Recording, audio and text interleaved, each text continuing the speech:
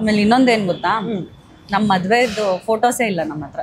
ಹೌದು ಹೌದು.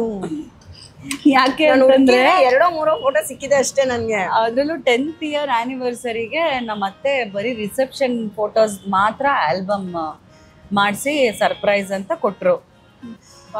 ಆಕ್ಚುಲಿ ಆ ಟೈಮಲ್ಲಿ ಅವರು ನಮ್ಗೆ ಇದೆಲ್ಲಾನು ಯಾವ್ದು ಬೇಕು ಅಷ್ಟು ಸಾವಿರ ಫೋಟೋಸಲ್ಲಿ ಯಾವ್ದು ಬೇಕು ಚೂಸ್ ಮಾಡಿಬಿಟ್ಟು ನಮ್ಗೆ ಕಳಿಸಿ ಅದನ್ನ ಆಲ್ಬಮ್ ಮಾಡ್ಕೊಡ್ತೀನಿ ಅಂತಂದ್ರಲ್ಲ. ಅವಾಗ ಏನು ಅಂದ್ರೆ ಏನೂ ಇರಲಿಲ್ಲ ನಮ್ಮ ಹತ್ರ, ದುಡ್ಡು ಕಾಸು ಎಂಥದ್ದು ಇಲ್ಲ, ಕಾಸು ಕರಿಮಣಿ ನಥಿಂಗ್, ಏನೂ ಇಲ್ಲ. ಆ ಆಲ್ಬಮ್ ಮಾಡ್ಸಕ್ಕೆ ದುಡ್ಡಿರ್ಲಿಲ್ಲ ನಮ್ಮ ಹತ್ರ, ಹಂಗೆ ಬಿಟ್ಬಿಟ್ಟಿದ್ದು ಅದನ್ನ, ಹೋಗ್ಲಿ ಬಿಡು ಅಂತ. ಆ ಥರ ನಾವು ಹನಿಮೂನ್ಗೆ ಹೋಗಿದ್ದು ಯಾವಾಗ ಗೊತ್ತಾ, ಈಗ ನವೆಂಬರಲ್ಲಿ ಸಿಡ್ನಿಗೆ ಹೋಗಿದ್ದು. ಫಸ್ಟ್ ಟೈಮ್ ನಾವಿಬ್ರು ಹೋಗಿದ್ದು ಆಫ್ಟರ್ 14 years.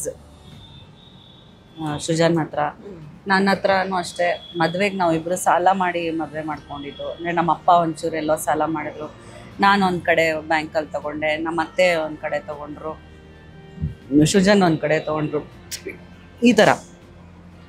ಅದಾದಮೇಲೆ ಪ್ರೊಡಕ್ಷನ್ ಶುರು ಆಯಿತು. ಅವಾಗ ಇನ್ನೊಂದು ಥರ ಬ್ಯುಸಿ, ಮಜಾ ಟಾಕೀಸ್ ಬ್ಯುಸಿ, ಅವಾಗೆಲ್ಲೂ ಹೋಗೋಕ್ಕಾಗ್ತಾಯಿಲ್ಲ. ಆದಮೇಲೆ ಬ್ಯಾಕ್ ಟು ಬ್ಯಾಕ್ ಶೂಟಿಂಗು ಅದು ಇದು.